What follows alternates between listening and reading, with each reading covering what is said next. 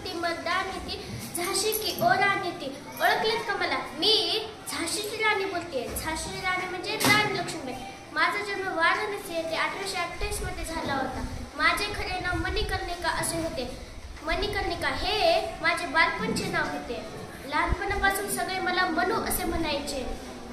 लहानपणापासून मी धाडसी स्वभावाचे होते. लहानपणीच मी धनुर्विद्या, आत्मसंरक्षण व घोडेस्वारी शिकले होते. 1842 रोजी माझा विवाह झाशीचे राजे गंगाधरराव यांच्याशी झाले. लग्नानंतर माझे नाव राणी लक्ष्मीबाई असे ठेवण्यात आले.